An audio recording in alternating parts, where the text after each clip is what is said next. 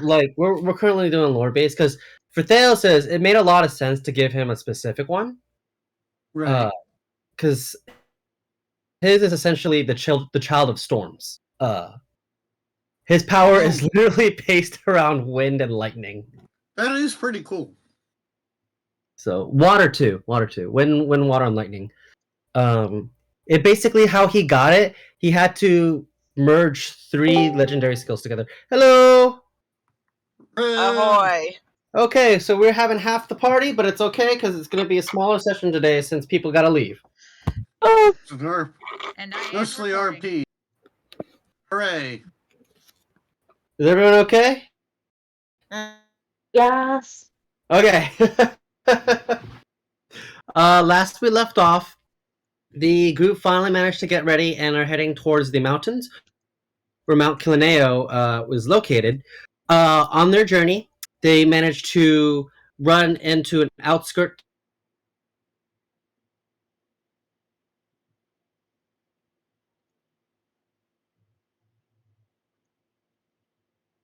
fighting zombies who were terrorizing the villagers. Or rather, like they're obviously terrified of the zombies, but at the same time, once everything was settled, they were more upset at a particular individual rather than the whole situation in general. It was revealed to be a singular nameless demon who did not have a name of their own and was essentially working for Orcus, trying to work his way up to hopefully perhaps get a name of his own. To which your group actually managed to do so by giving him the name Narrow Dag. The Narrow Dag, now Mr. Narrow Dag goes from being nameless to Narrow. One thing of interesting that you noticed was that basically, instead of just pulling from Hawthorne, who the original person who Zai's character Hawthorne managed to name, instead of pulling from just his power, it pulled from all of your powers. So, which obviously confused some of your party members, but thankfully you were never in any serious danger for that night as you reached towards the Demon City, because you attempted to go into the Demon City as your own, but the guards warned you that wasn't going to be possible because it's a hidden city within the mountains that's specifically designed to keep outsiders out. So the only way to track it would be to follow them while they enter back into the city. Once inside, you get to you saw some pretty interesting architecture. It's a odd mix of demonic, but also you can get hints of dwarvish and elvish type of architecture with like the rigid there's rigid architecture that you would kind of see with more dwarven kind of buildings. Notice this, but D and Vibe might. One second. I have to go say hi to my roommate's friends. Okay. I imagine Korak probably isn't thinking about the architecture right now.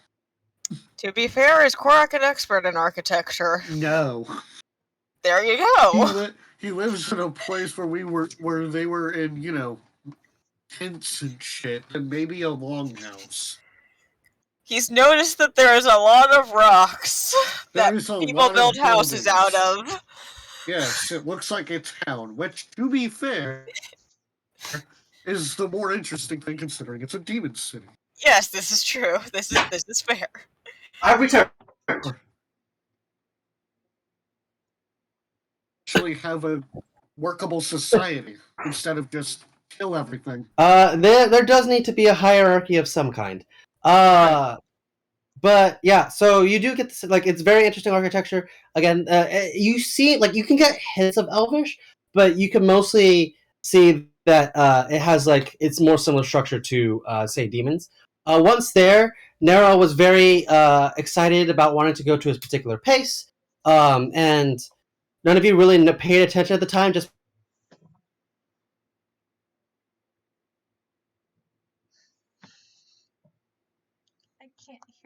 earlier, managed to recognize a kind of spear mixed with a lance, spear kind of spear, lance, and halberd kind of mix. And in it, they saw a tiefling who wasn't actually a demon like the rest of the tieflings, but an actual tiefling. And he looks to be older. he looks to be somewhere around his like mid like mid 60s probably. But like he's for a tiefling, that's actually relatively young. That's still like under their first century. So it's probably a quarter of their lifespan. But he looks pretty good for a 60-year-old. He does have a little bit of graying, but his eyes are silvery in tone, and he turns around and he's like, hi, how can I help you? Theos? Yeah, that'd be me. That's my shop.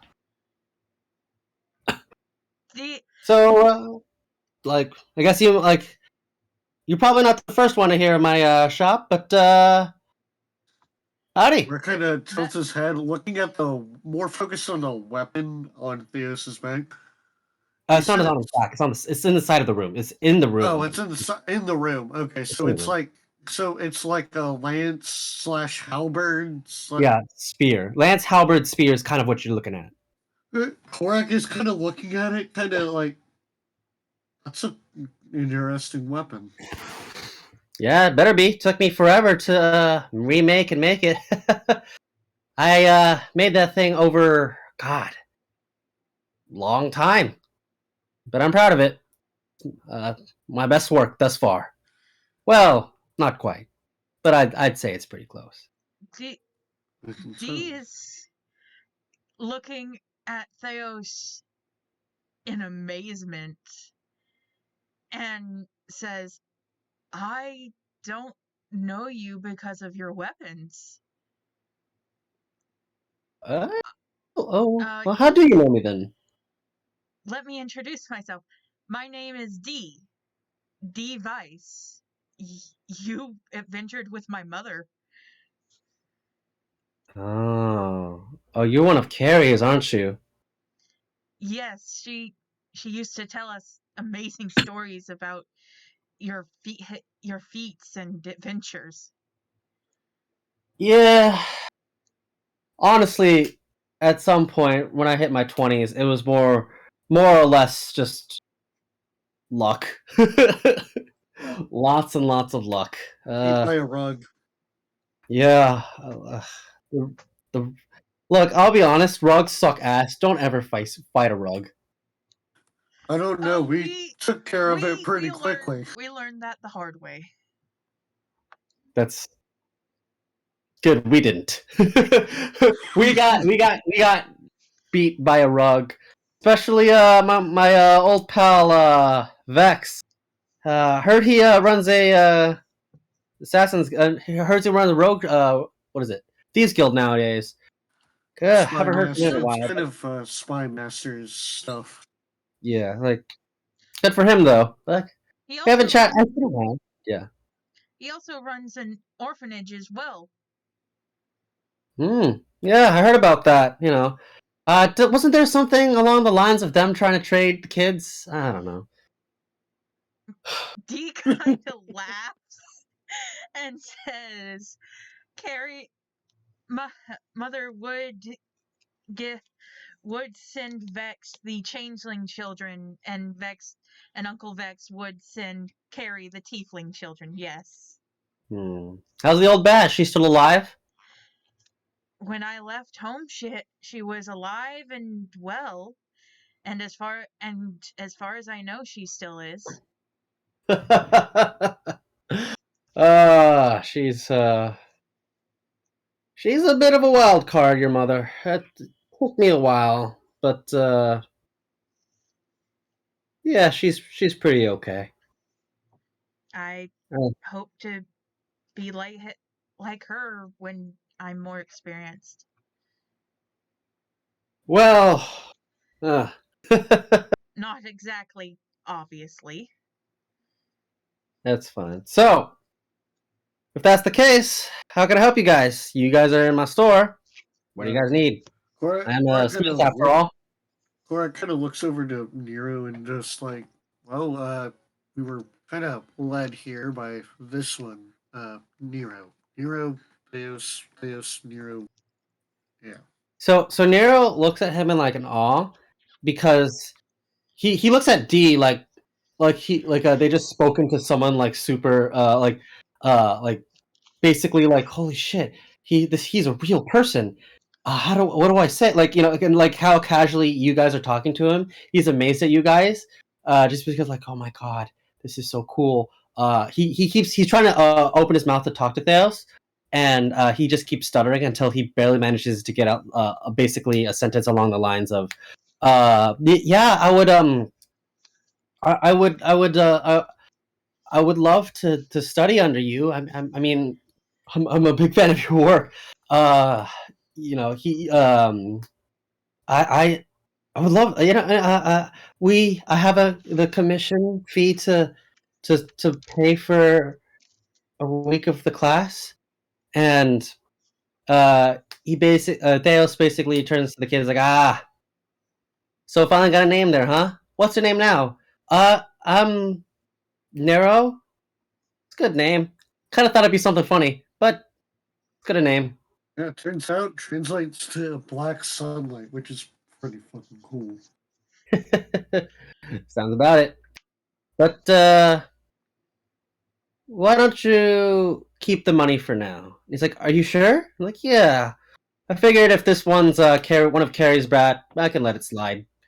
He's like, okay, yeah. I mean, thank you. And he looks to D like they just did something amazing for him, even though they were just, by proxy. So, like, basically, Theos turns around to his back. There's someone else working in the shop, hammering away at basically a piping hot metal.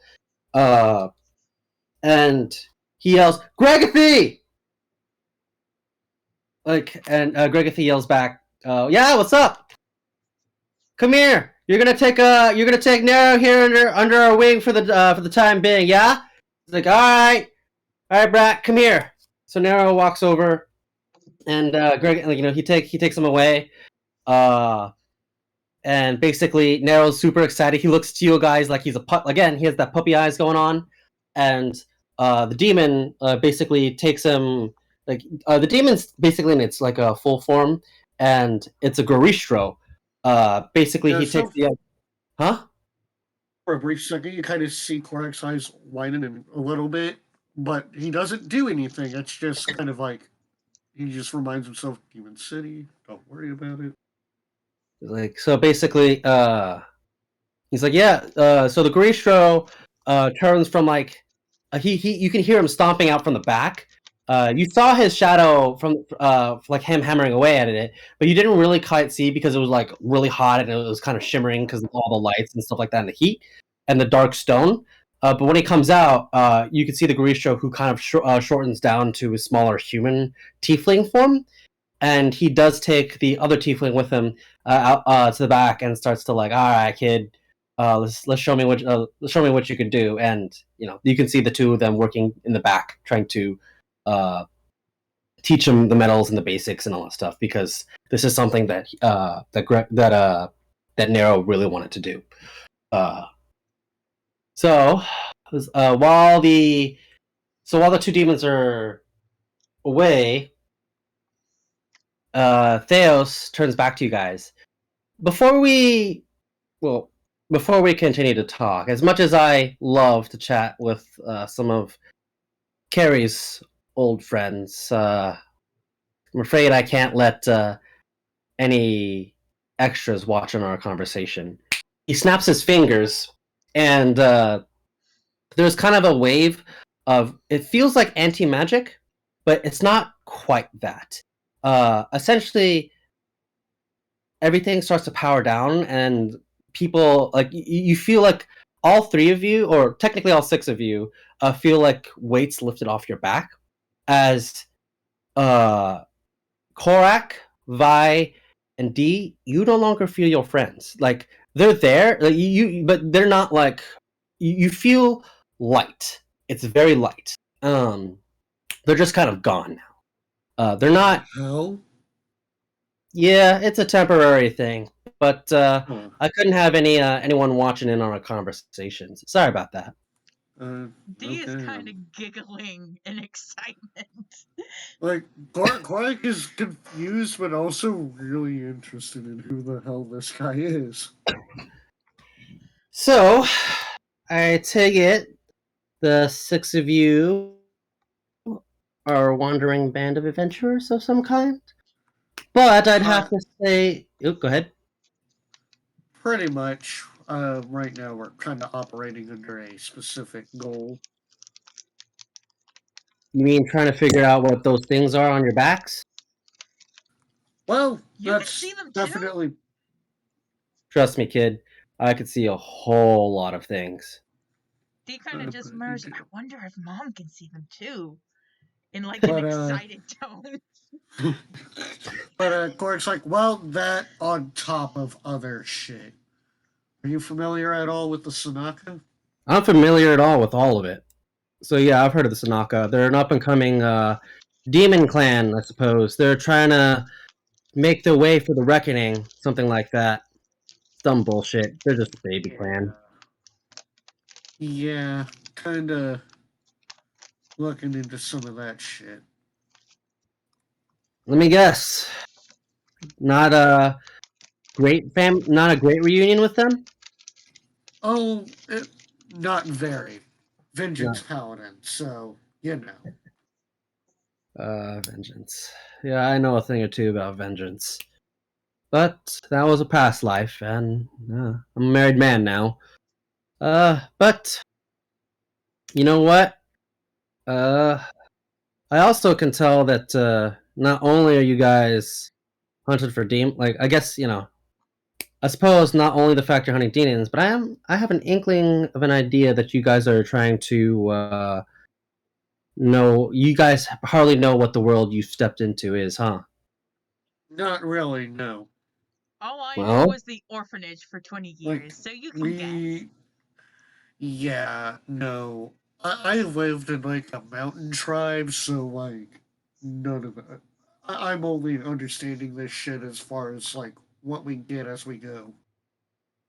Well, I'd be willing to explain the basics for you.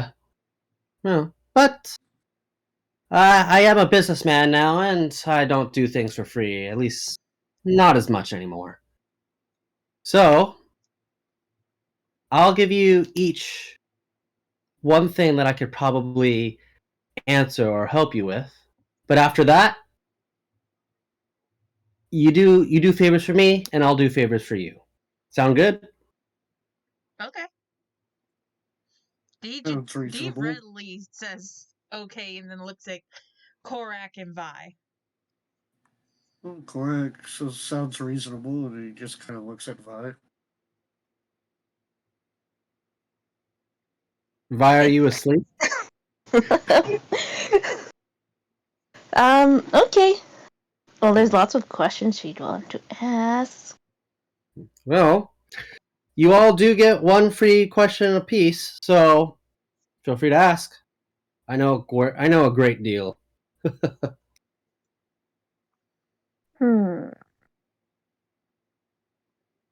Also, like I'd never let that bastard Vex ever raise my kids. Hell no.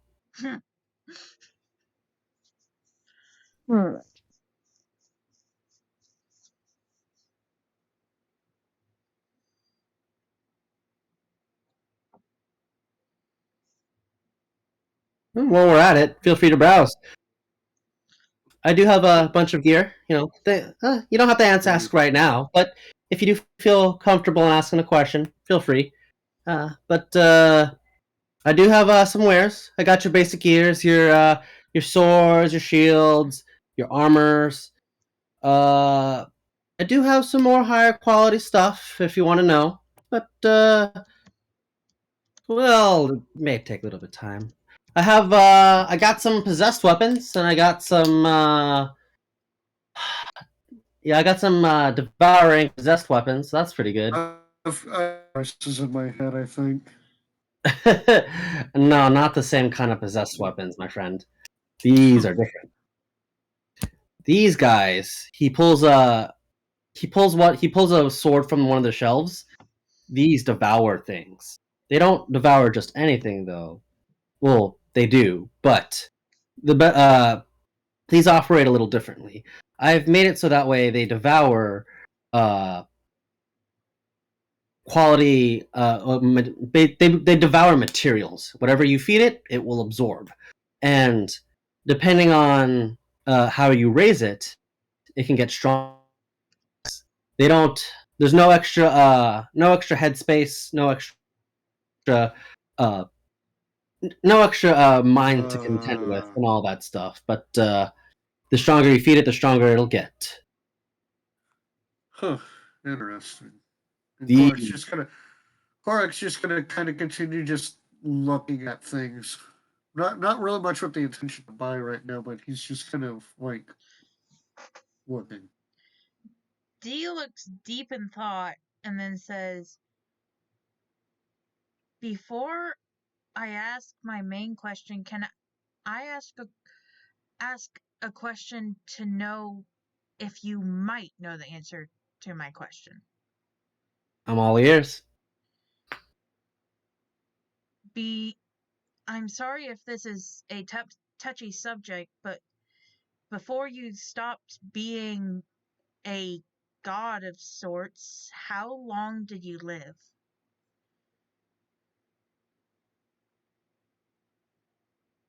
Can you tell us me not as D but as Trisha to zoned? Okay. D is basically asking, before Theos became like one of the birds, how long was he alive? Like, was Theos actually 20 when around 20 when he met Carrie, or was he Yeah, like, the answer is yes. He was he met the birds when he was 16 and joined around a few months later. So okay. He wasn't, again, his father was a demigod, which would made him just a quarter of that. But his father was eventually going to pass off Okay, I thought his dad was a full god. That's why I got No. confused. Okay. Can I change Yeah, this question then? you can change D's question. Okay. D's precursory question now is, did Theos's father ever tell him anything about the world thousands of years ago? Like that old bastard would tell me anything. No, I found out on my own. So you do know a little bit about the world thousands of years ago, or you don't? Of course I do. Do You know enough. D looks nervous as he's about to ask this. Do you know why I existed? Well, And after... as D says that, they take off part of their armor to show their basically what's left of their serial number on their shoulder. like, so Theos puts his hand on Dee's shoulder and feeling for the serial number on their body, and he's like, well, I don't know the specifics. I don't know who made you particularly or why they did that, but well, 100,000 years ago, probably when you were roughly made, I would assume that you were used for one of the many wars humanity faced. Either against the gods, against themselves, against the dreads. It's tough to say. D nods, but I think Theos can see in his face that that's not enough of an answer for D. Not as in D is disappointed, but D is still going to continue searching for the full answer. I can give you generals of the time frame, but no, as far as particular, yeah. I have been researching ever since I learned to read the new languages that you have now. So That's why I became an artificer. I think I'm still going to research because I want to know why I was the only one left in that forest. Ugh. And I know you Well- can't answer that. Well, take it. If it brings any comfort for you, D, I hope you find the answers you're looking for. Even if I don't, I know I still have my family to be there for me. You're always welcome at my shop if you want a tuning, D. He says, "No offense, but I don't trust anyone inside my body except Mom." Yeah, where do you think she learned her skills? But Never suit said yourself. that you aren't. Never said you weren't more skilled than her. But you know how trust works. I see. In any case, anything else I can help you with? You can explore the city. Pretty nice this time of year. Nice, heated, insulated. Stone heats up pretty well at night. I have no complaints. A question now. Oh, yes. So, obviously, Vi doesn't really know this guy. He's only just claiming that he knows. To ask a very basic question that she's been pretty much asking everybody, and she just says, do you know why all 6 of us are connected together? Well, everyone says we're all strange for adventuring together as we are, and when one of us, do you want me to? Sorry. Did you say something? No, sorry, I accidentally hit the button. Okay. Yep. And so when one of us made a pact with Nero Dag here to name him, it did not draw from. He did not draw power from just one, but from all of us, even though obviously not everyone consented. Do you know why this is? I don't know specifics, and I can only guess, but to me, when I look before I tell you my answer, let me go into a bit of context. Every being who have ever existed is divided into sort of 4 categories. There is the physical body, of which currently all of us possess. There's our mind, which is our consciousness, is what we think, how we feel, who we are, what our decisions are. Basically, our ability to recognize. Even the most simplistic creatures like plants have this ability of a consciousness, but a very limited one, but a consciousness nonetheless. Then there is our souls, which are are immortal objects that can never quite be destroyed, not by anyone, not even by the most powerful beings in this universe. They are immortal. But then there's the animus. Now, animus is what we would call in our identity.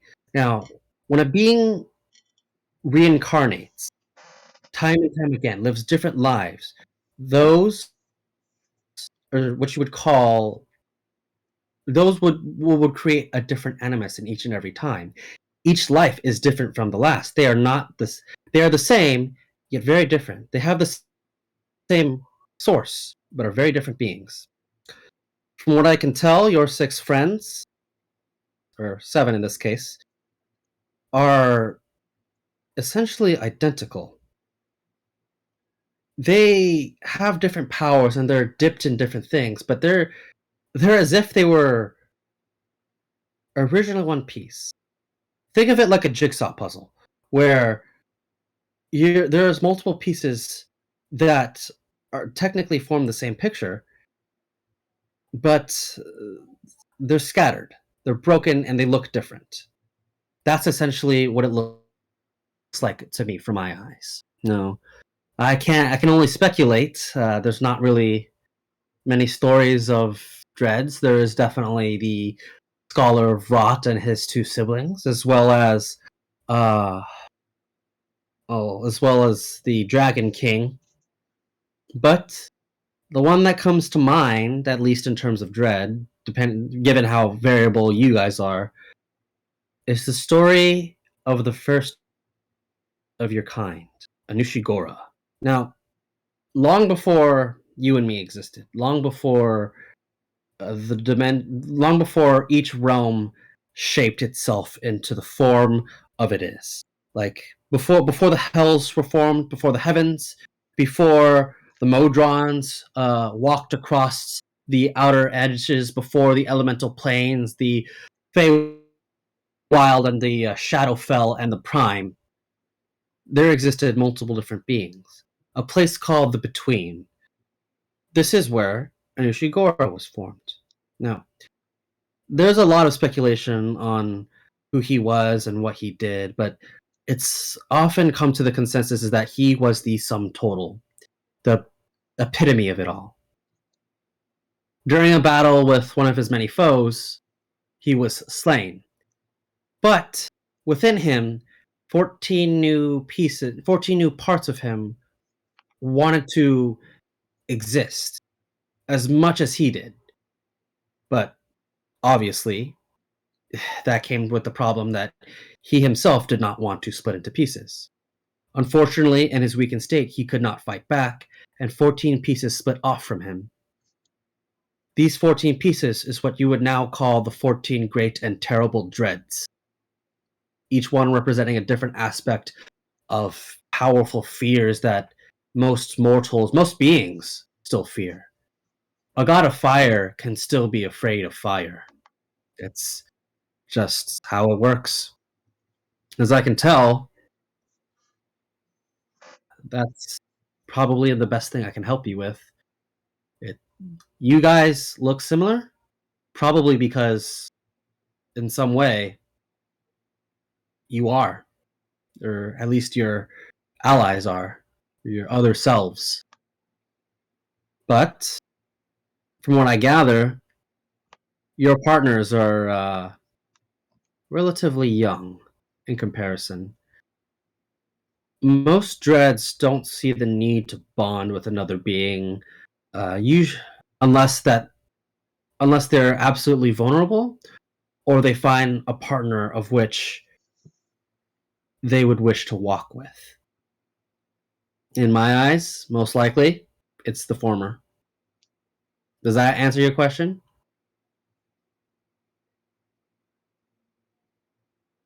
Suppose so.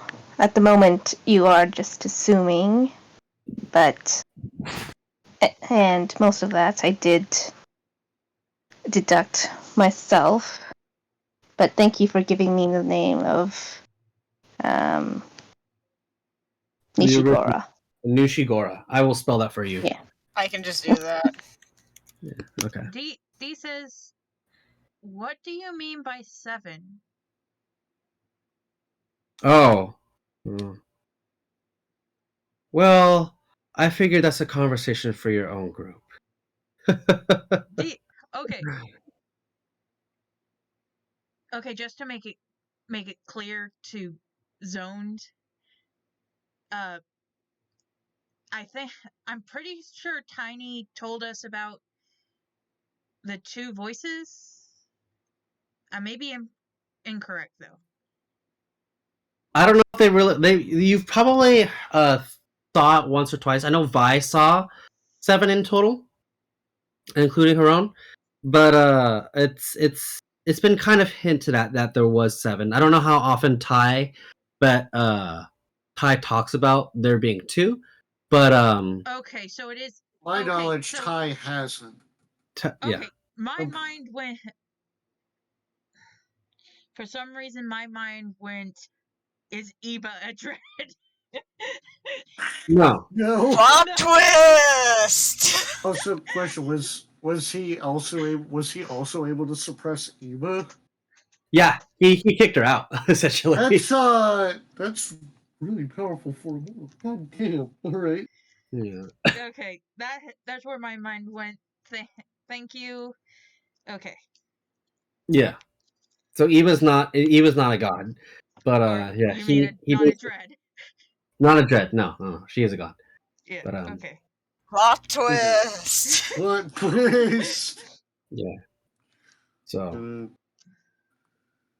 but yeah, I know. Basically, he basically suppressed the area to make sure that there were no peeping eyes that should not be peeping. Unfortunately, Eva kind of counts. So Does Bartholomew count? Bartholomew is a physical being who's physically there.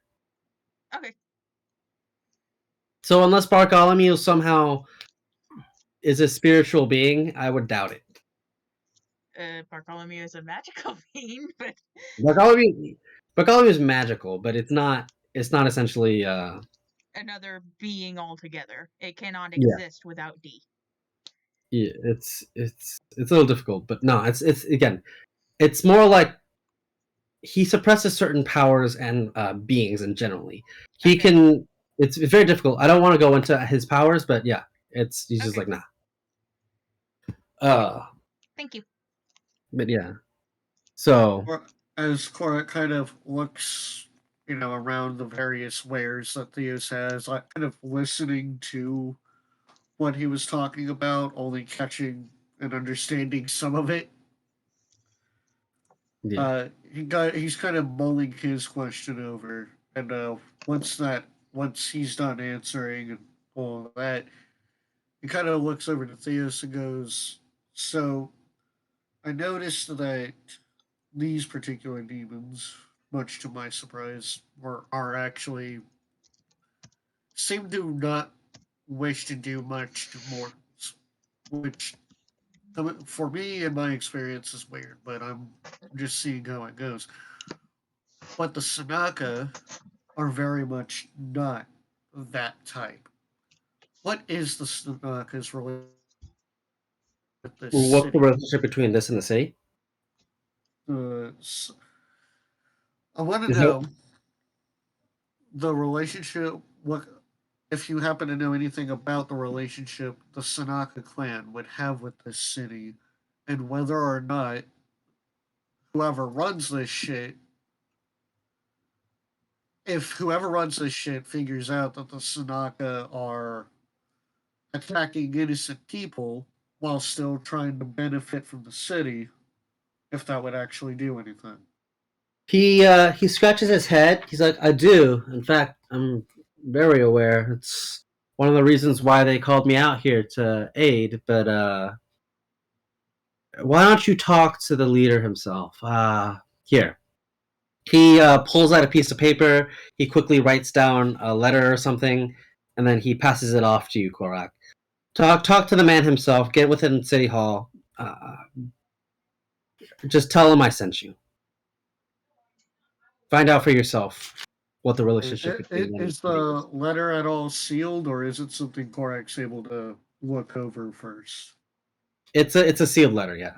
Okay, so yeah, all right. Korak will kind of look at the window. All right.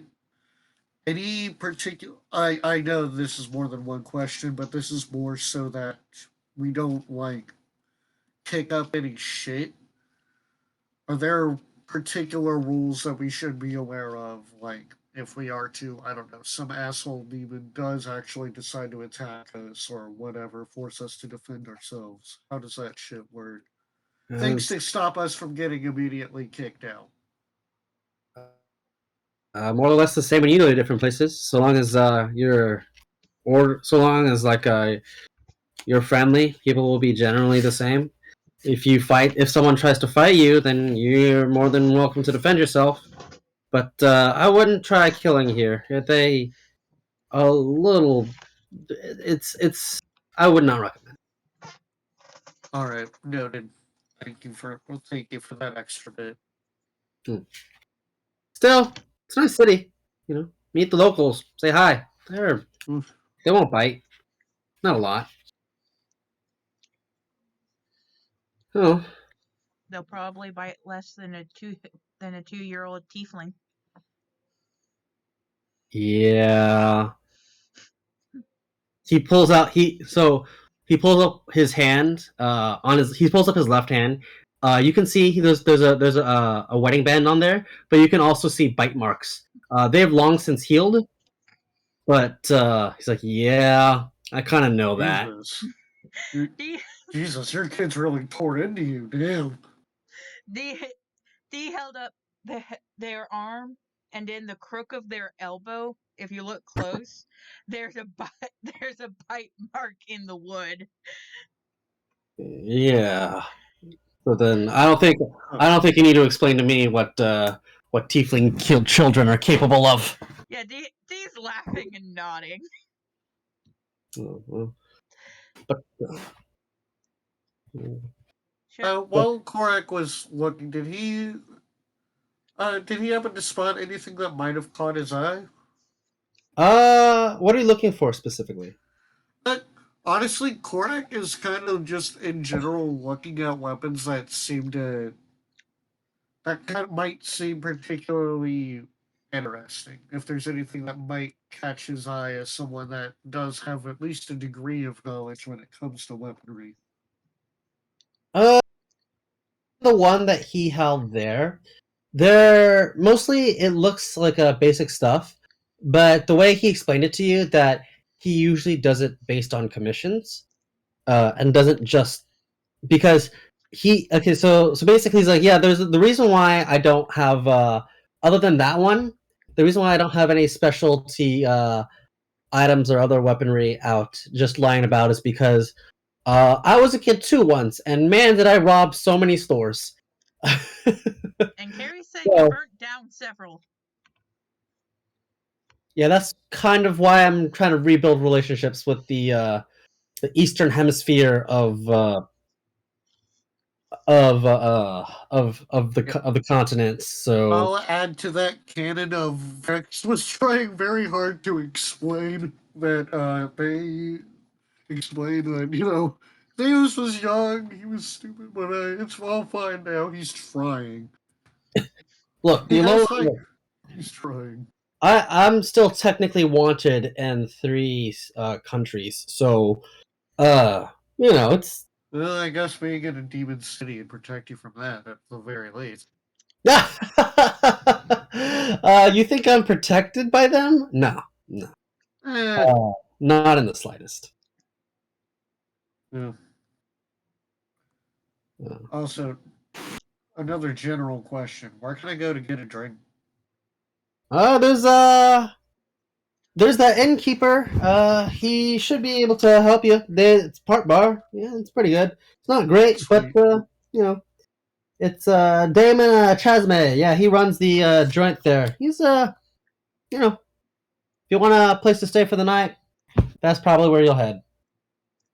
All right, thanks. But again, if there's anything you need, I'm willing to do favor for favor. Unrelated. Oh, what? Sorry. Oh, go ahead. First run. I was just gonna ask for confirmation where were we exactly? Were we in the town below the mountain or something, or?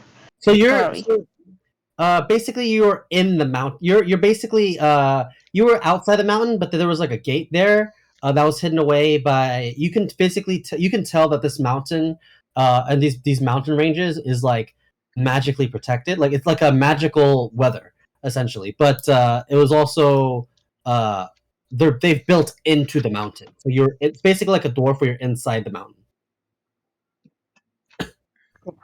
So this is this our final stop before we head up to the fortress outpost? Yeah, I think that would be up to you guys, but yeah, this is definitely a bigger stop. This is the first like major stop, and like basically where you can get a chance to set up before you leave. You can go now, Trish. One moment. I also would recommend not going up without preparing, like at all, because you will die on this mountain. Right. D says, I actually need help weapon-wise. Sure. How can I help you? Is there any way we can make Bartholomew more deadly, I guess? Put a rocket launcher on the dog. How do you mean? Huh? How do you mean? He gets the design out from Vex and Theos' flamethrower idea. Dee says, with what I am knowledgeable about when it comes to beings like myself and Bartholomew, I only know how to allow Bartholomew to slam into something. I don't know how I can make it so that Bartholomew can actually. And you're worried your creature will die? And you're worried your pet here will die? Less that it will die, and more that my friends will die because we can't protect them enough. Well, what are you looking to do exactly? Make it so that they can bite or claw. See. Hold on. What's the thing called? The Steel Defender. Steel. Let's look at it real quick. Force and power, mind of the master, deflect attack.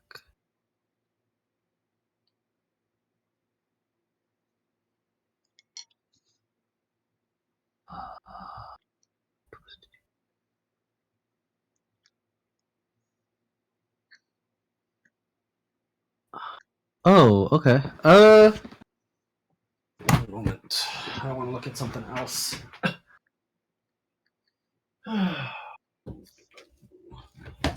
Also, if we want to come back to Bartholomew, he was also wanting a handheld weapon. A handheld weapon. Didn't I give you something already? You gave me bolts. D wants like something better than a dagger. Close range. Oh, okay. Close range. That's what I meant. Close range weapon. Yeah, because you were like, okay, a handheld weapon. I'm like, okay. I mean, what are you looking for? A gun? I mean, I'll take a gun. Yeah, okay. 1 second.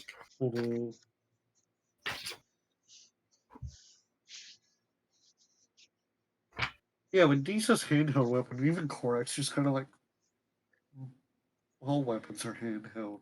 Dee doesn't say handheld weapon. I'm saying handheld weapon. Oh, okay.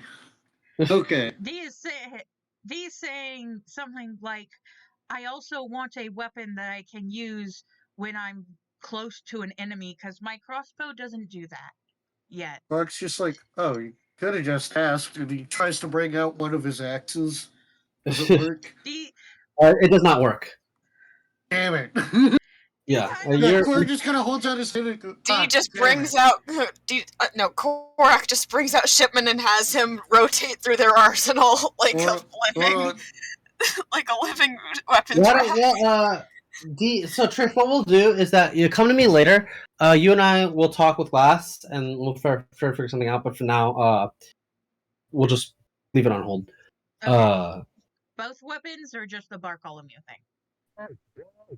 What was the other weapon you were looking for? You were looking for Bartholomew, and then what was the other thing? A handheld. A close range weapon. Okay. Do you have any preferences for it's like a handheld weapon or not? Something that can be used. A mace? As much as I like to take after my mother, that is not an option for me. So basically, you could see Theos was reaching for something, and then the second he said no, he lets go and pulls his hand back. Dee like, okay, looks at Theos and says, "Did you make my mother's death mace?" What? What? No! No! Oh, Grigathy, come over here and bring this thing! Dee is laughing and actually says, "You know, if you ever went to go visit my mother, I'm sure she'd be very happy to pay you for that." Yeah, no, I don't know what you're talking about. Krakathy, burn it now! He's just shouting it in front. No, Yeah, I you should- had a bad experience with a mace when I was, and he does air quotations, younger, and I got a dent.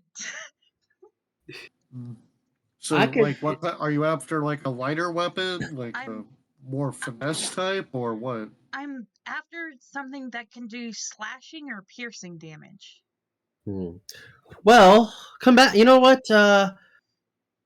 I do have some things that fits the bill, but come back later along with your dog, and we'll figure something out together. I have a couple ideas I want to try on a Warforged, anyways. I haven't been able to test out some gear I been wanting to try on one. Dee Is that Dee gives him a suspicious look and says, "Okay, but but I'm trusting you this once, but only because you're my mother's friend." will do? But yeah, he just let's see, and also before he does anything else, he quickly it's like, oh right, here he pulls what looks to be kind of like those what is it, the like Listerine strips? Yeah, I You know guys what you're talking about. about? Yeah, the things that look like pieces of paper and you put them on your mouth Your and tongue? it Yeah. melts. It melts, yes. Yeah. He gives one to specifically Korak, and he does give one to Tiny as well. And is like, here, chew, eat this and then chew on these. He also gives both like 2 leaves that you haven't seen before, but you don't really know they look like a special plant leaves, because he does have a plant in his forge. He just pulls off a couple leaves and gives one to each, and he was like, yeah, take it, by the way. Why? What do they do? Well, for starters, you won't get addicted to your powers. Oh. What? Yeah. Hold on. I imagine that could happen. What now? I figured that could happen, but I figured it was a mind over matter kind of thing. It is, but so by the way, the arsenal thing no longer is a free action; it's a bonus action now. Okay, cool. Yeah, I kind of needed to nerf you a little bit. You know what? That's fair.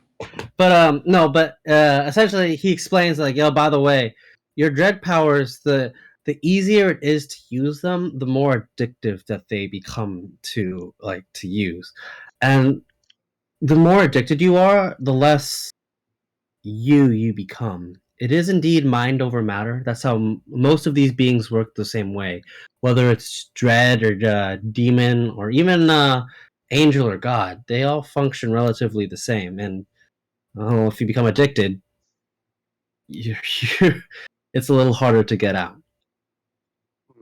Okay. And Korak kind of just does as instructed, just eats the things. It's bitter. It's definitely bitter. It does not taste good. Korak kind of just makes a face but keeps going anyway. Yeah. Good medicine is bitter. But Well, yeah. It's not a It permanent reminds him of he just remembers the times where his mom basically had to clamp her hand over his mouth and force it down his throat. It's like, yeah, it's definitely like it won't definitely prevent it, and you would definitely need to focus on your mental strengths. But at least this way, it alleviates some of the more addictive aspects of your powers. You got some of the harder ones to fight is most definitely the most definitely bloodshed. I recommend, like, if you ever go into battle using bloodshed, it is by far the most addictive of all the powers. Of all the I can wholeheartedly agree. It feels awesome, which I've kind of been, I tend to communicate with my god, obviously. So he seems to think I'm on the right. Well, the problem is that you're like even gods can be wrong because again, the one who knows dreads the best would most likely be the 14 would most likely be the dreads that spawned you. In your case, the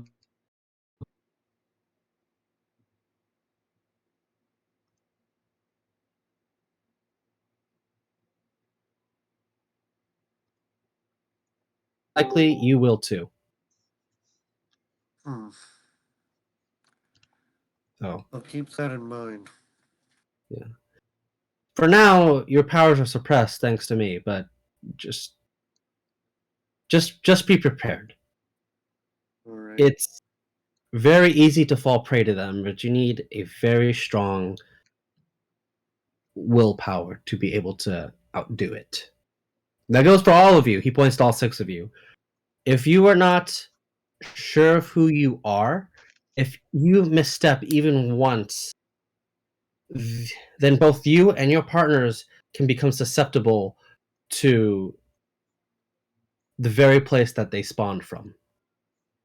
They are more toxic than you can ever possibly imagine. You think your friends, you think the things that you've seen thus far are bad? Not in comparison to the places themselves. But just as a but that was just a precaution. Just be safe out there is what I'm recommending to you all, to you lot. Oh God. He's like, well, if that's the case, yeah, I'll take care of Nero for you guys, but the rest of you feel free to stay around my shop if you want to buy anything, but do explore the city. If you do plan to head out further into the mountains, I would recommend you prepare properly, but I could probably help you guys there if you're looking to head up.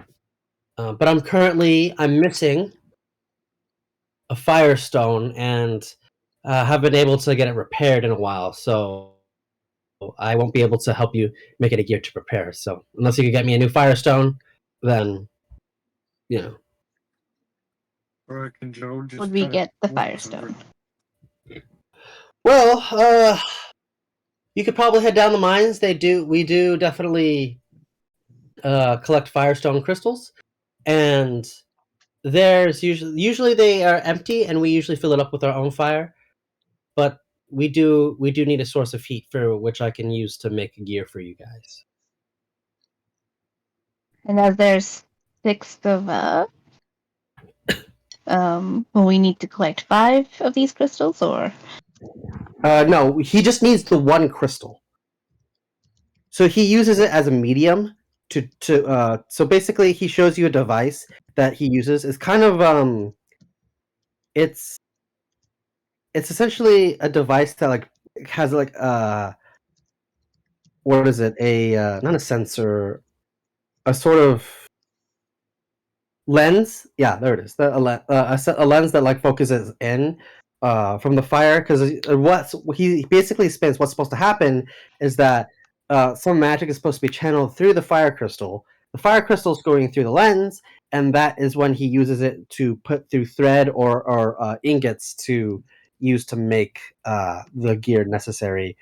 Usually he usually what he uses it specifically though, you can use it for gear and stuff like that, but he uses a lot of it. So what he tends to do, he mixes it in with a potion, and he makes what is called what is basically a potion of a fire elemental. Is what he uses it so to make it, but without the crystal, he can't make any of the potions. Cool. So I believe our trip up to the Seneca outpost is time sensitive. So I don't know if they're exactly going to be going anywhere. The place has been up for over 100 years, so. But it's just that Looks like we got two things we need to do.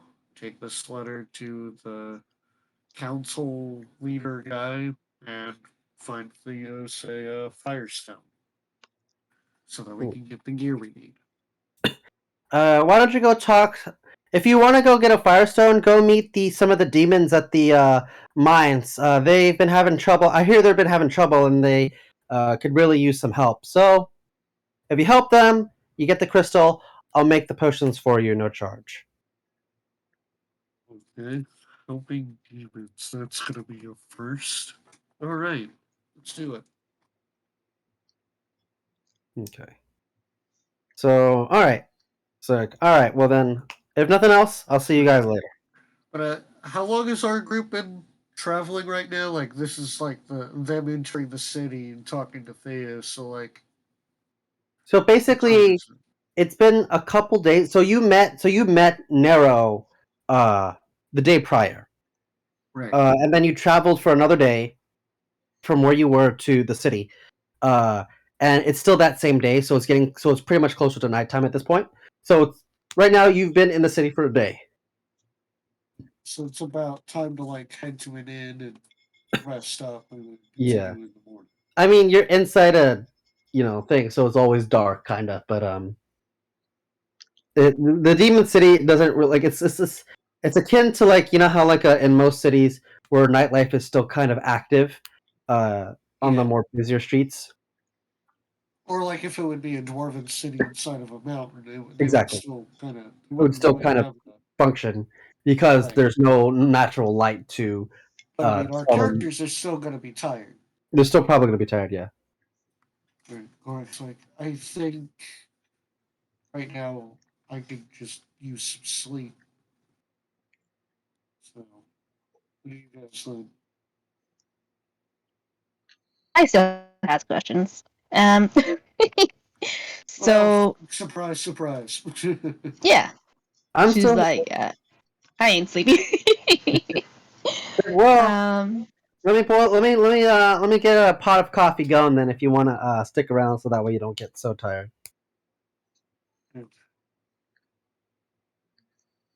So, since we'll be venturing up there, is there anything else you could tell us in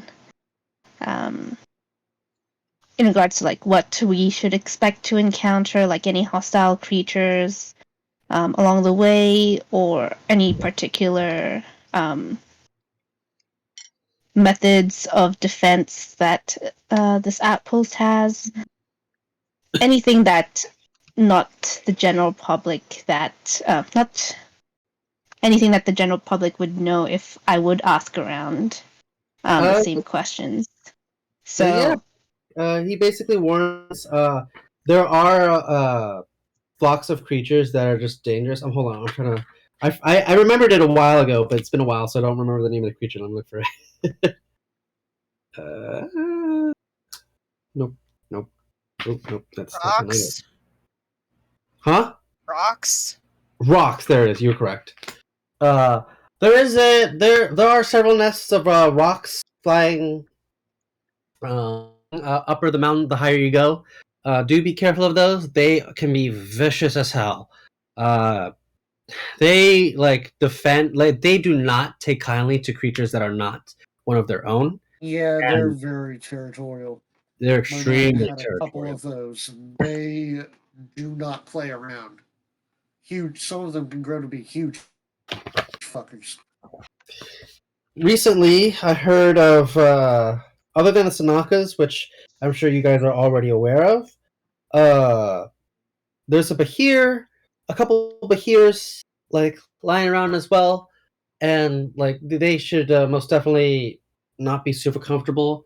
But there is one more thing that I'm not even sure the general public here in the city will know. There is a hidden spring somewhere further inward, so that further in the mountain.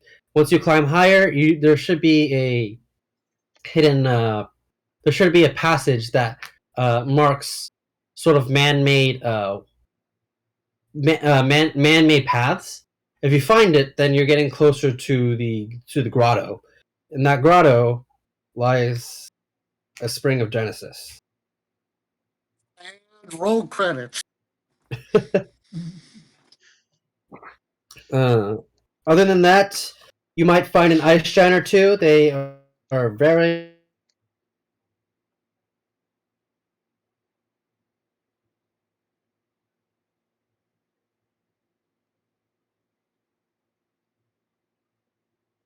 Can you hear me? Recommendation.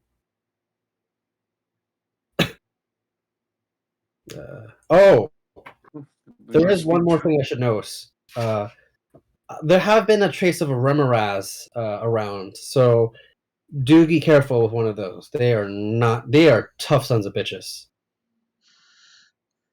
Would Korak recognize any of these creatures aside from the rock, which I would assume he would? He would know. He would know what a rock is. He does know what a ice giant is because he's lived in the cold mountains.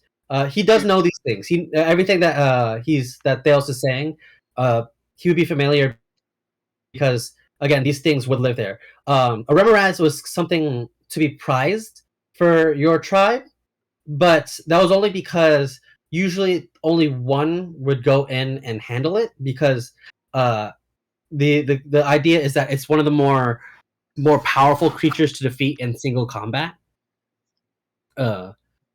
So like obviously if it became too out of hand, they would send more than one of your tribe, but to defeat one single-handedly is something that earns people like a really high title name.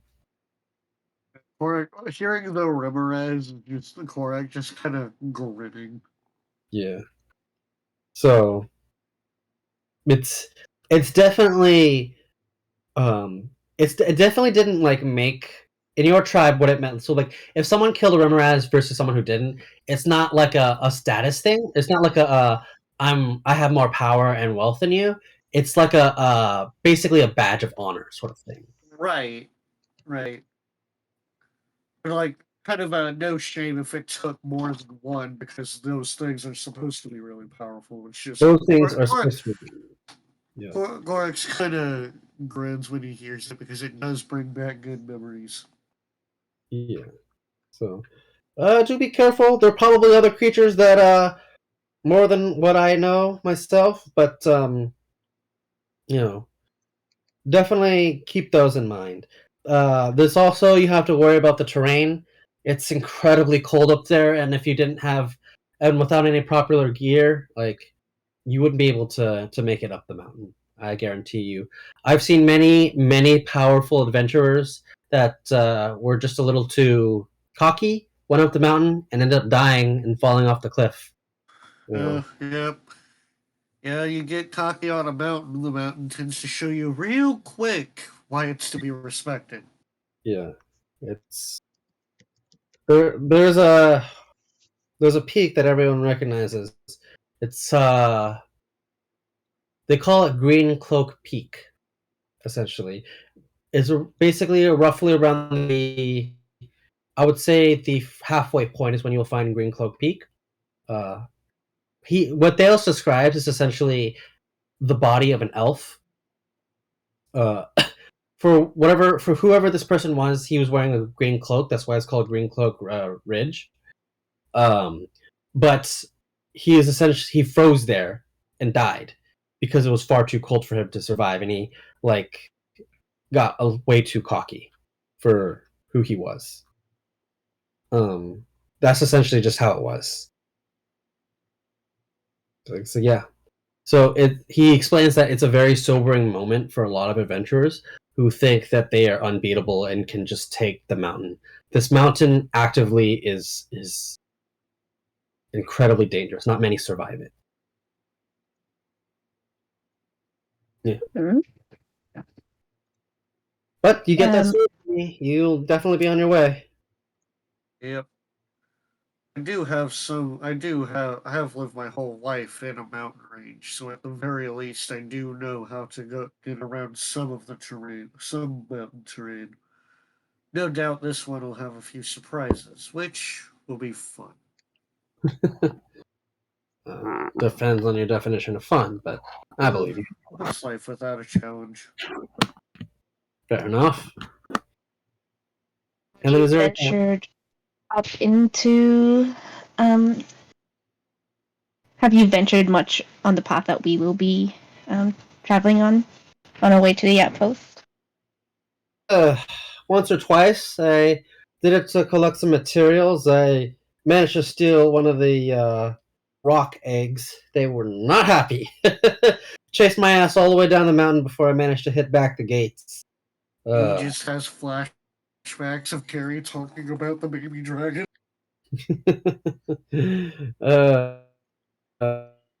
Wait, which dragon? Not the smartest move. The black baby black dragon. Remember? I'm just saying, do you just have flashing back to Carrie talking about that? That actually causes Dee to look down at their plate mail and smile. Yeah, but yeah, I'd make anything on commission. Usually, people need a reservation to get in here, but you guys seem alright. If we were to get you a map, would you be able to mark the hazardous places and the places that where we would encounter the creatures you mentioned? I also want to maybe mark where on the mountain the outpost is. I would imagine it would be in a cave of some sort in the mountain, but I can definitely mark some of the points for you guys if it's like some of the dangerous natural points. But as far as the outpost is concerned, I don't know too much about that. You're definitely going to have to ask the You're definitely going to have to ask the leader of the leader of council here at the city. fair enough. Yeah, but yeah, I'll more than likely do that for you. Right.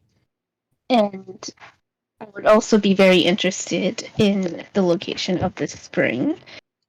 You are actually the first that has mentioned it to me that didn't speak about it with caution. I have been warned about it. Oh, you're talking about the council?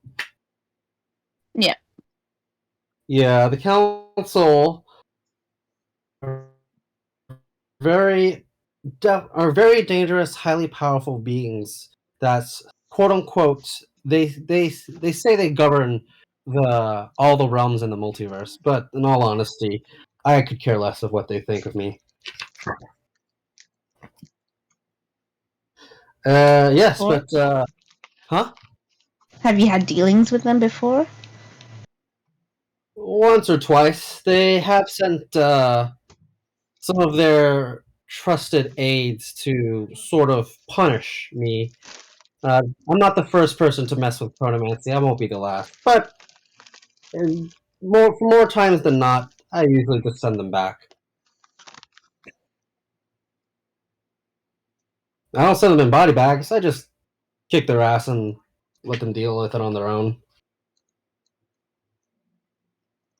Right, once again, just kind of tilts his head, thinking, "Who the fuck is this guy?" Just a retired. Well, he doesn't Smith, ask it. He doesn't ask it. He's just thinking it. Ah, okay. But I can help you as much as possible. I have many other stores around the world. Most definitely give you a tip or two. I am interested in the power of this spring. Yeah. How would you recommend dealing with the council if they do confront us about this? Well, most of the time, they don't monitor every single chronomancy effect. If that was the case, then everything would be on their radar and they would never get anywhere. That's impossible to really track everything. The way I would recommend, keep it small. Like, basically have it in the background. Most people can tune out background noise. So make sure it's not big enough to where they can see the ripple. Whatever you do, whatever it is you're doing, don't make the ripple big enough for them to see. That would be my recommendation.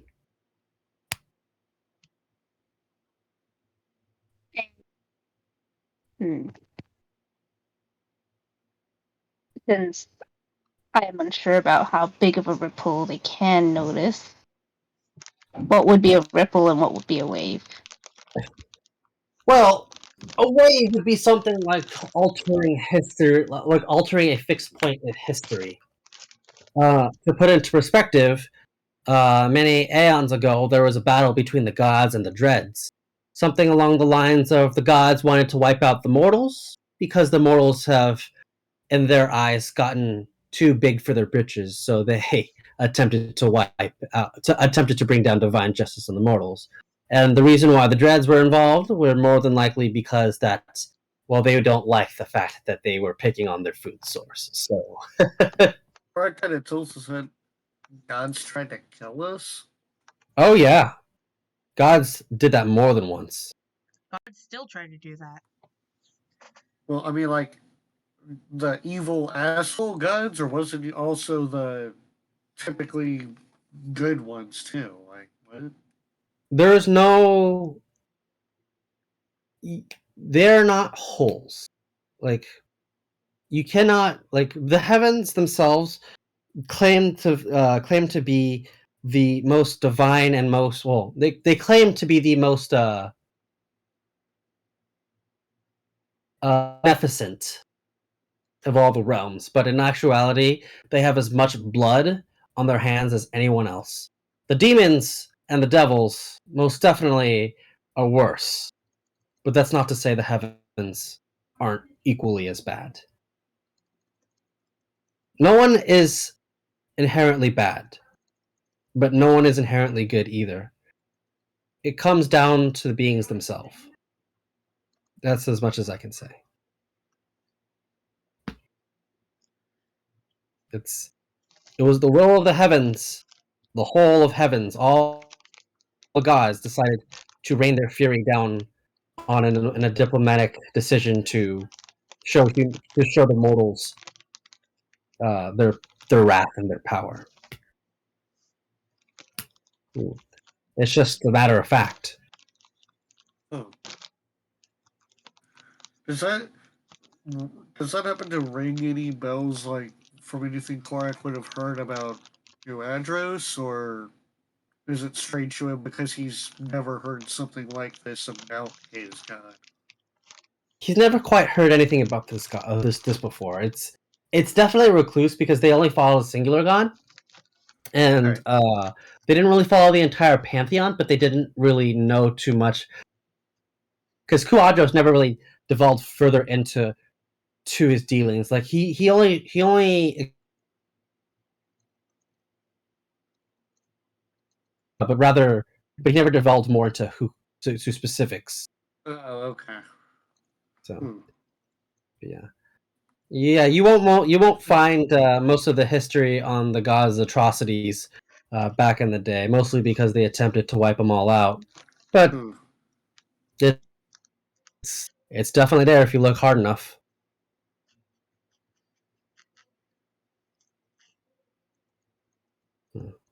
Sorry to break your bubble, but if the gods have blood on their hands. I mean, I suppose if demons are actually capable of not being evil, then I guess it makes sense that gods are capable of being not that great. That is the case. Still trying to wrap my head around that one, but that's my own shit to deal with. We all have our demons to face, my friend. Yours a little bit more literal than others.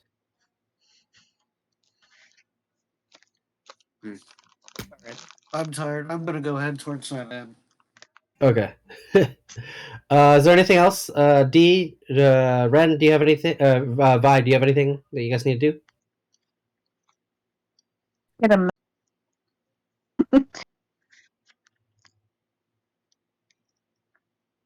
Dee thinks for a moment and then says, "How much is the death mace?" Okay. The death mace was.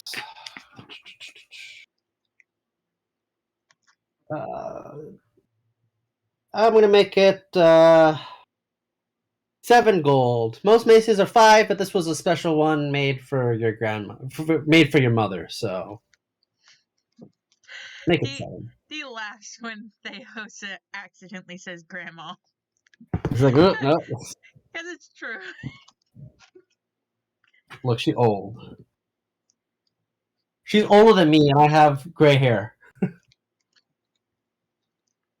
She was old when you were young.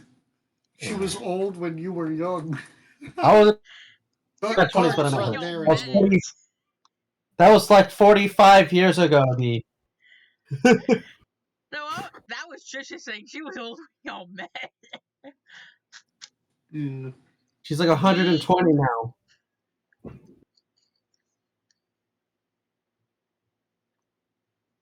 Trish?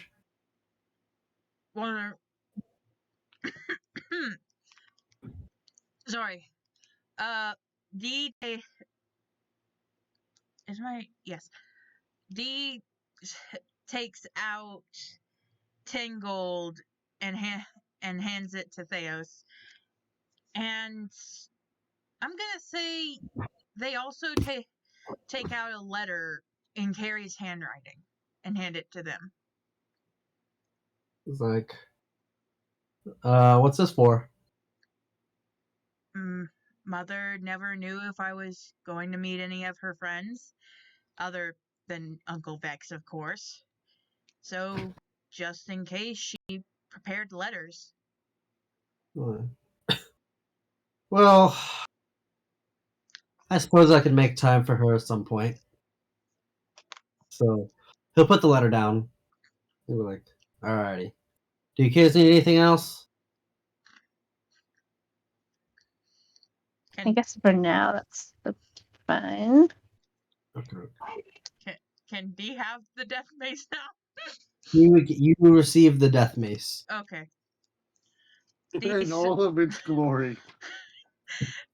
As he hands it to you, you just hear, oh, followed by a metal guitar riff. Yeah. Okay. D smiles and just about cradles it as they go to follow Korak and say, "Thank you."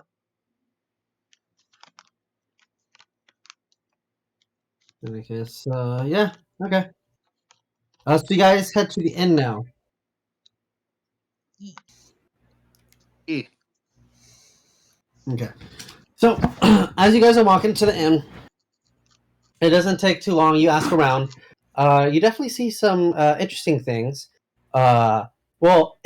Interesting in the sense that it's more so from Korak's perspective. Once the second you get out the store, you definitely feel the weight of your friends again. You got used. You all of you got used to not like you like them having being there. Only now it just like it was just like a weird reprieve that like for a second you thought they were gone and now they're back. A majority of them, all of your friends, you can kind of tell did not like being stunted out, and even Lady Eva was a little like super nervous for Hawthorne. You could see her checking Hawthorne over to make sure he's okay because she didn't know what was going on and she couldn't see in there, so she was freaking out. We're able to passively see Eva now. Yeah. Yeah. The closer and closer you guys get to each other, the closer you'll see through each other's eyes, quote unquote. But yeah.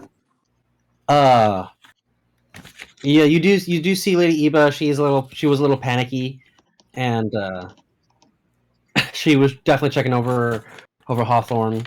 But as you guys continue walking, you could see kids playing on the street. Korak, like you see 3 tieflings. There's a purple one, a blue one, and then there's a green one, and they're all like playing around with a ball. One of them accidentally kicks it too far, and it like rolls over to your foot. Korak, up to you. They as you pass it back to one of the little kids, the green skin one. He's clearly a demon. You can feel it. Using when you checked with your powers. Yeah. And the little boy thanks you, walking away with his ball as he goes back to play with his friends. As you keep walking, you definitely pass by a small marketplace where you see other tieflings buying groceries, trading with each other, trying to buy materials for whatever they need, thread, fabrics, and other things like that. Before you head to the inn, where essentially you see the inn, it's called the Tearful Demon, and it's just basically. I had a name. Oh, you did? Fly on the wall. Oh. Fly on the wall. Yeah. Okay. Oh. We'll go with the fly on the wall. Okay. Yeah. So basically, you enter. You basically see a You see, sort of a. Go ahead, Glass. Do you want to talk about it? okay, it's like in an average inn, you'd see like a whole bunch of different races around, like eating or trying to book like book rooms for the night, etc. Probably also see some the wait staff of the inn going around taking care of their needs, serving up food or cooking and stuff like that. You see that you basically see that here, although now rather than predominantly humans, elves, tieflings, etc., it's the tieflings and also some of the demons that are in full-on demonic form. You also see the majority of those who are wait staffing are chasmas, which are like chasmi, which are very insect-like demons. You may know. So there, in addition to the noise of like people, demons talking and chatting, there's also just like the ever-present sort of bzzz of their wings like fluttering and moving. So it's always a bit noisy, at least in this opening and kind of eating area.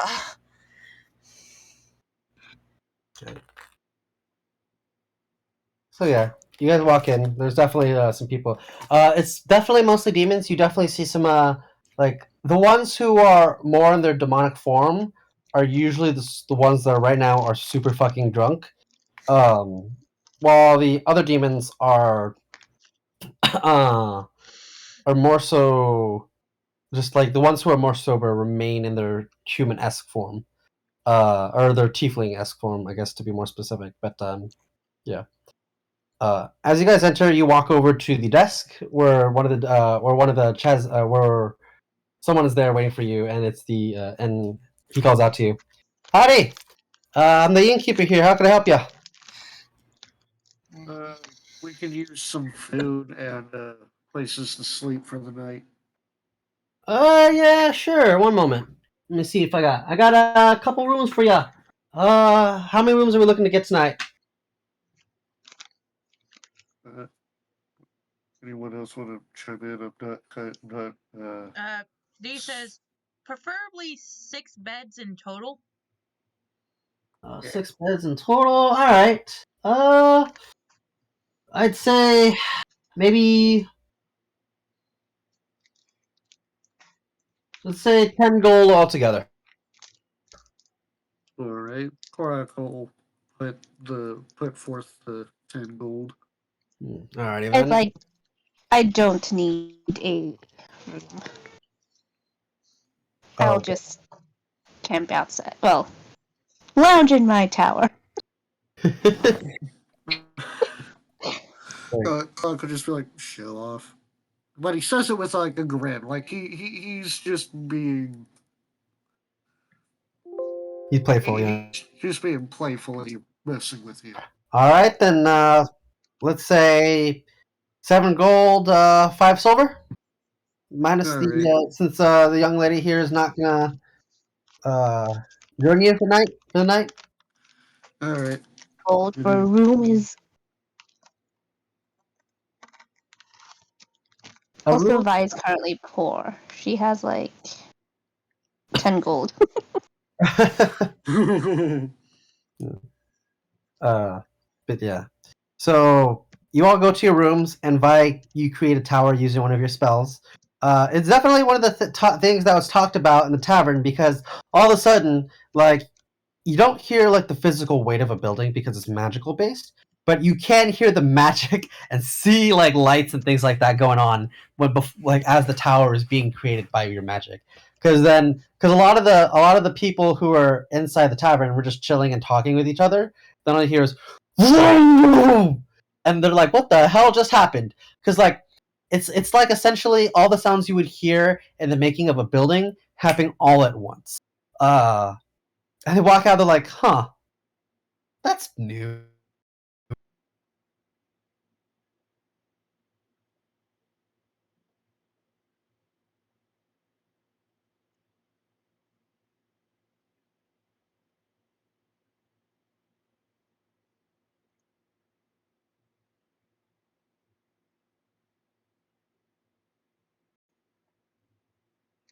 There we go. There we go. These tripping balls. Night passes as the day comes back together, and you guys have breakfast and are getting ready to leave. So currently, you guys have a couple places to hit to, or you could also explore the city more and meet a couple more people. Is there anything else you guys would like to do before doing some of those things? Try to get to the map so that Theus can mark it. Yeah, there is a marketplace here. She was saying to get the marks on the map. Yeah. But you need to buy a particular map of the mountain because again, not many people have a map of the mountains except these yeah. who live here on the mountains. It's very, very dangerous for most beings to just kind of climb up, and they don't really try to take the topographical, like geographical landscape of it. Whereas these demons, some of them who can fly, most definitely did.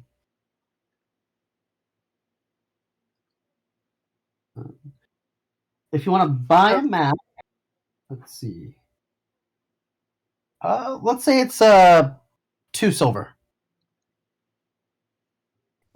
She can do that. Okay.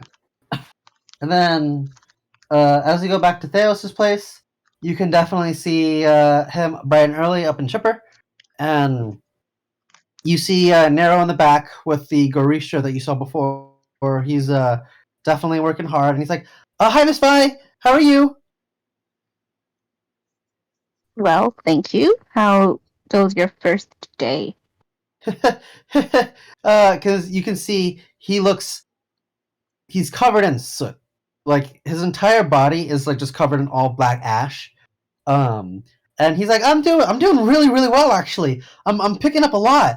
This is this is the most I've ever learned like in like a really long time. This is amazing. I never got to like have this kind of learning experience back with Orcus. Make sure you stay productive. Will do, ma'am. So he goes back with Mr. Gristro because Gregathy yells at him like, Nero, get your ass back here. You're not done yet. Yes, sir. So he runs off. And Theo's like, so you guys do plan to head up the mountain, huh? Indeed. And then she will present to him the map. He definitely marks a bunch of spots. He says though that like he marks 10 spots in total.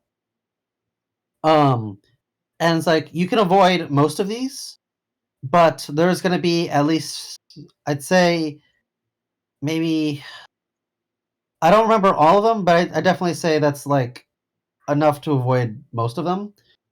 But I would recommend there is a couple paths where you have to come across some of these dangers, so do be careful.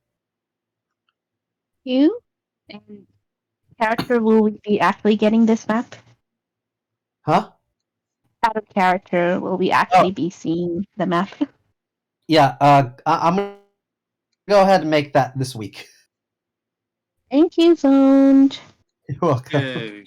But yeah, he's like, yeah, so like it's definitely impossible to get to where you want to go, to both the grotto and the Sanaka outpost without crossing some of these. Unfortunately, that's just how it is. But you just play it smart. Will do. If you're lucky, you can get the rocks to attack the outpost rather than, you. That is an idea. We'll discuss our battle plans. I'm curious though. Why are you looking for the Springs of Genesis? Well, it is my ambition to master Konergy magic, and I hear that this spring is basically the source of it.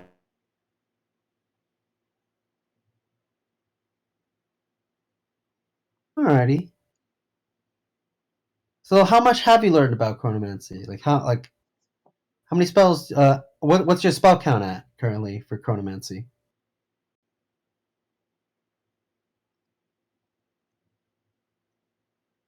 Basically, he's asking how many tools and devices do you play around with at the moment? That kind of specifically focus on time-based stuff. So either powers or items or both. Be level 6. I have a level 6 character sheet on my phone. Oh no. Might want to update that later, but We are level 9. 10. Oh, okay. No, that's good. 10. It's just must have been the last time I downloaded it on my phone. Maybe I'm actually richer than I thought I was. Let's You're see. probably richer than you thought you were, yeah. Because remember, you guys had you guys were level 9 when you basically had closer to 1,000 platinum, and you split that evenly. So you do have a chunk of change. Yeah. I am fairly knowledgeable about it. Oh, you okay? Hello, can we hear you, Ren?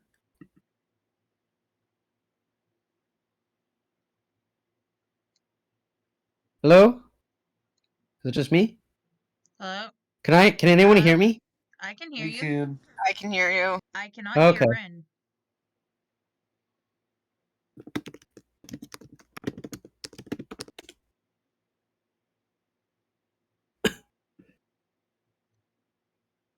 Ren has fallen into the void. The void. The void. The void. Ren has caused a paradox and been erased from reality. Oof. Okay. There you go. Oh, we can hear you again. So yeah, she'll just tell him that she is fairly, she believes she's fairly knowledgeable, but obviously there's still a lot she needs to learn. So far she hasn't encountered anybody else with her own, with her caliber of Konergy magic. See what? 1 second.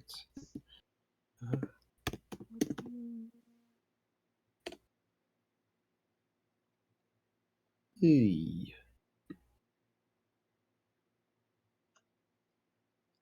Anyway. Oh yeah. Cool. Level 9. Yeah, you guys are supposed to be level 10 at this point because that's what. 10. Okay. So you guys are really level 10. Okay, cool. Remind myself to level that up. Yeah. But yeah, so do you have an interest in energy magic then, if you are asking? I did once or twice. I attempted to.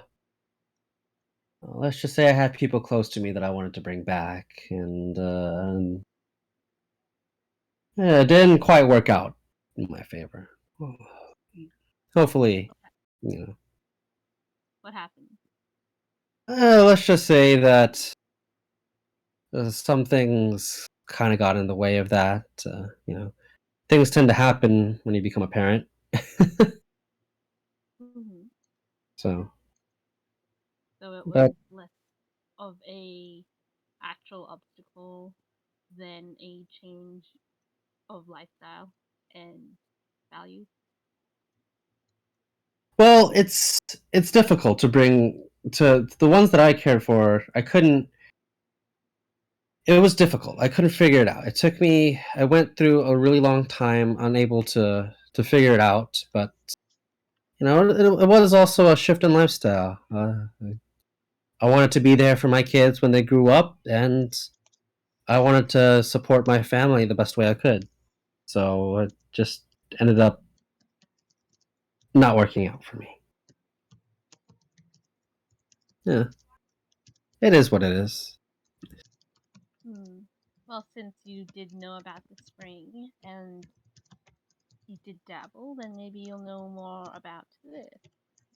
So she'll take out the time book that she can't read or can't decipher. Can't remember what it was. And she's like, So he looks at it, and it's super faded. It's really faded. It's like because like it's definitely a time book, and you can definitely feel the magic from it. He's like, was this a book at one point in time? Yep. Well, I don't care too much about the council. I don't even care if they get mad at me. It's not the first time they haven't. But yeah, I think I could. I think I could do something with this. It's gonna take some. It's gonna take a hot minute to fix it. But well, if you manage to help out with the mines and even manage to talk with like the council here at the city, do all that when you can come back, I'll probably have it repaired by then.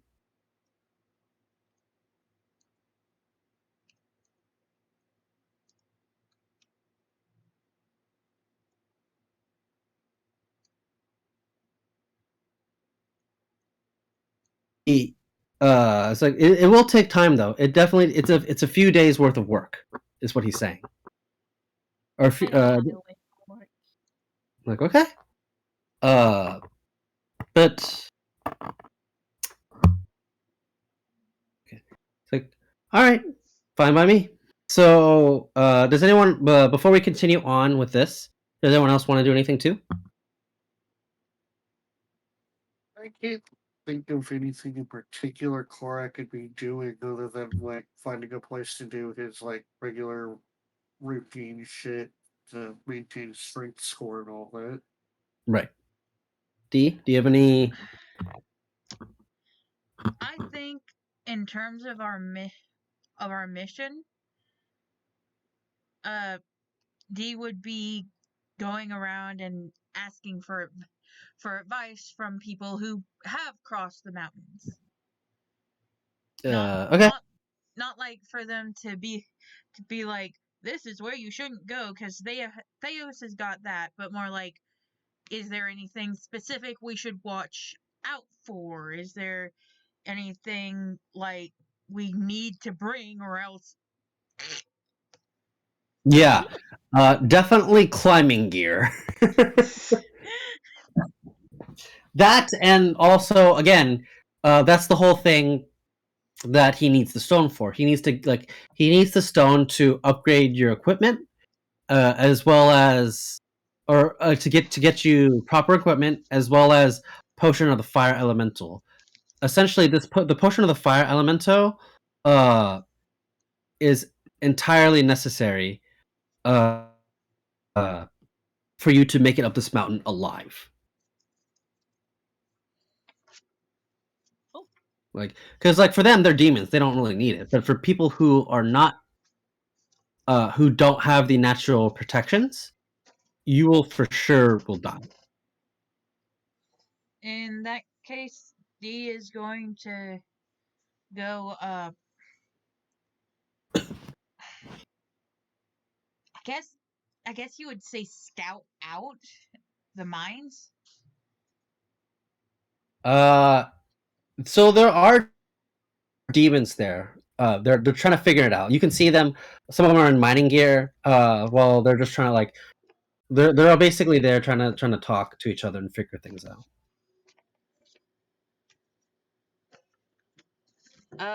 Are they speaking common or? They're currently speaking in an infernal. Or not. They're sorry, abyssal. They're speaking in abyssal at the moment. So they're having a little trouble, but they can't. You can still go up and talk to them because, as it is, this city has a lot of people who can speak common. It's just more native tongue. Yeah. I think D is going to go up and talk to them and ask what is the problem. Oh, sorry. Yeah. I mean, well, we've been having issues with the mines recently. We were doing some blast mining down at the down to get some of the ores and some of the crystals that we needed, but well, we ran into some trouble. We ran into a couple purple worms that are just taking some of the miners' lives, and we were unable to. We can't deal with them. We're just too stretched thin at the moment. The guards can't do anything. We don't have enough resources to handle that. So Do you ask if they know about how many purple worms? not sure. I mean, definitely at least 2 or 3, but those bastards just kept attacking us. So it's hard to say. Maybe 3. Okay. I think D takes out a notebook and makes a note of that, and D says, "If I can get my friends to go with me, would you be able to give us a map of the mines so that we don't get lost?" I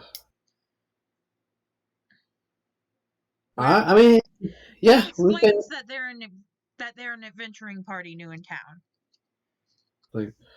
And they agreed to help get some crystals for Theos. Old man, you mean T, yeah? Yeah, I'm guessing he sent you here?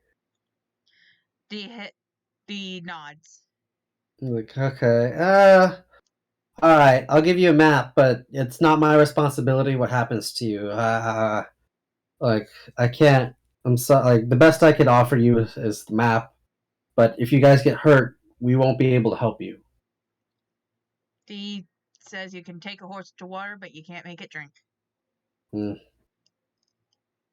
a way of saying, yes, I understand, we are responsible for ourselves. Alright, he goes into what is essentially a smaller building. It's essentially a temporary shack building, but he comes out with a small parchment. He gives it to you. It's definitely a map of the mines.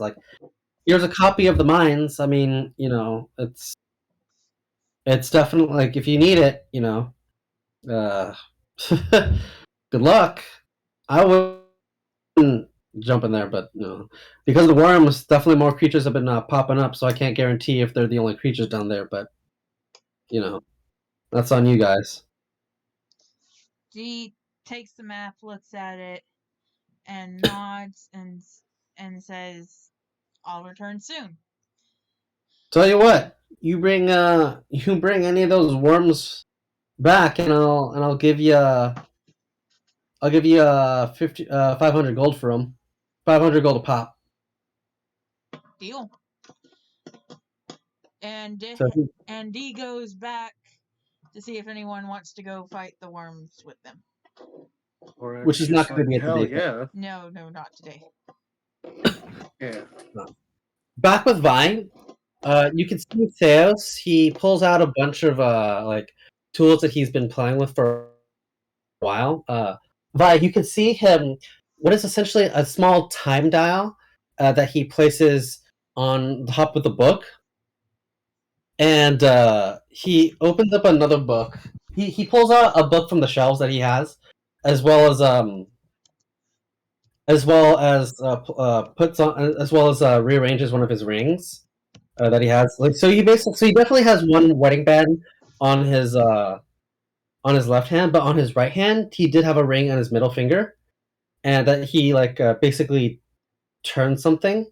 He turns the stone in a certain way. It's a green colored stone, but then he reading from the book. You could see him. It's essentially he's setting up a ritual. Setting up the ritual, he definitely he speaks out like something in Infernal. I don't know. It depends on if you know Infernal or not. But what he's doing is that from the ritual, the book doesn't completely go back. It starts to glow, definitely in that green colored light. But it still looks relatively the same. It's still stuck in that green colored light, but it doesn't move that much. I was like, okay, finally, I'm gonna get back to work on this. So you can see him pulling out other ingots and metals. You see him at one point pull out what looks to be sand.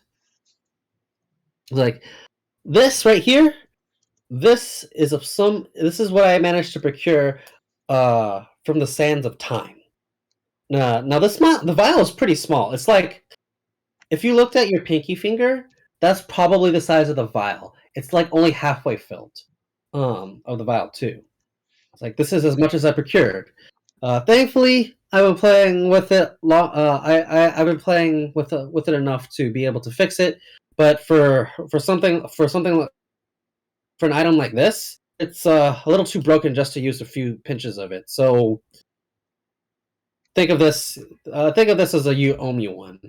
He opens up the vial and pours the entire thing of sand onto the book as he chucks it into the fire to get heated. Basically, with his glove, he has his smith gloves on, waiting for the fires to heat up rapidly from the regular flames before he starts pulling it out. The entire process is very interesting as you take down notes of it, where he's literally taking his hammer and slamming down onto the book with the new things, as if he's like mending iron, or mending iron or steel, which takes a long time for him, which takes before as it cools down. Basically, he finds some older parchments and enters it into the book slots as it still cools down, and then he begins pouring an alchemy potion onto it. It's a special brew that he explains to you that it's a special brew that he created. Basically, what happens is that he had to shoot lightning from before in order to turn it into essentially a static thing, and then he mixed it in with a couple other ingredients, which I will get to later. Before he manages to place it in. During this time, like, you got there early in the morning, let's say around 10, thing that you basically help him with, because he knows you to be part chronomantic. You're basically helping him along the way, where he does a lot of the legwork when it comes to the smithing part, but when it comes to the chronomantic abilities of the rituals and spells, you are definitely helping along with your familiar, who also has a little bit of the chronomantic abilities. By the end of the day, or by the end of the event, like,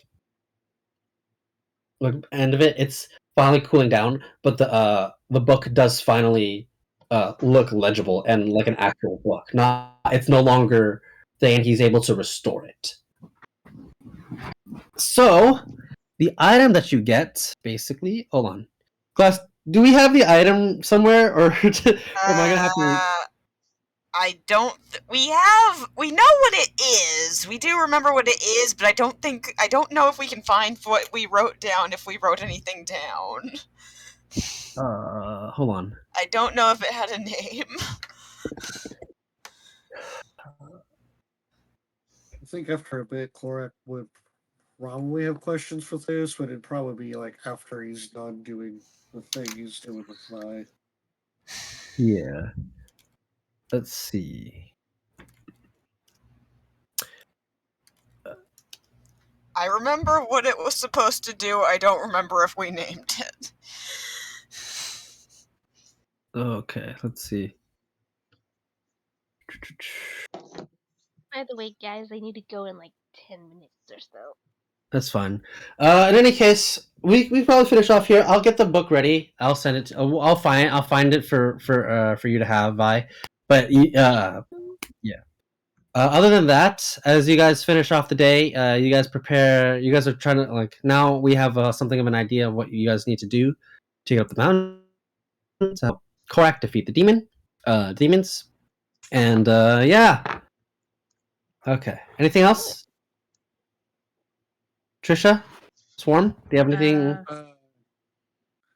I think once Mios is done, he hears a knock on his door, and it's Korak.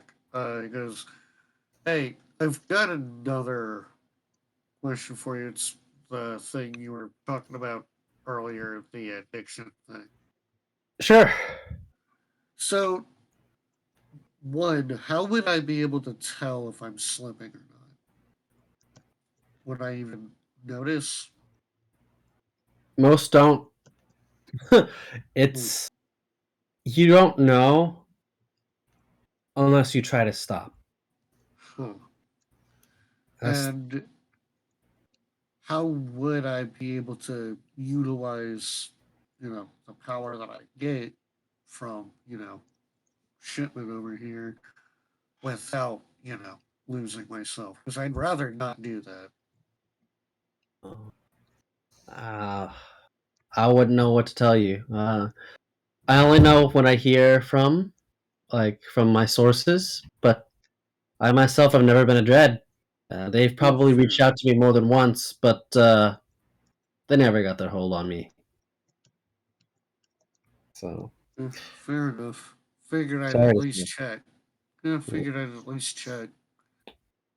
sorry, friend, but yeah. I don't think it's happened yet. It's just in case shit goes downhill at some point. I don't know. Well, you get that stone from me, you'll be more on your way upwards. Okay. All right. That's pretty much it. All you got. So, yeah. Cool. All right, guys. If that's everything, I'm gonna call it a session for now. Okay. Okay. Thank Uh, you. Yeah. I'm going to say let's wait until I get you my full level 10 sheet to discuss the weapon stuff. Okay. Same thing for you guys too, Ren, and then Swarm. Did you? I don't know if you guys updated it or not, I but I could have do need. sworn I did. I'll check for you, Swarm. You did. Okay, you're good. So then, Ren and Trish, I do need those. Yeah. I'm gonna work on that tonight or Homework. tomorrow night. Alrighty. It is your homework. Yes, it is your D&D homework. We will be grading it. Please don't, because I Alright. never What- did my homework. What grade did Korax get? B plus. Hooray! Yeah, we had to dock you down for a couple of points, but it was okay. Hey, B plus no, is still better than average, so I'm good. There you go. All right. I Good don't night, aim guys. for A's. Right. A's set expectations to continue getting them, so I don't go for them. Glass, hop over to the other VC. Okay. Good night, guys. Good Have a good one. night. You have fun with your parties.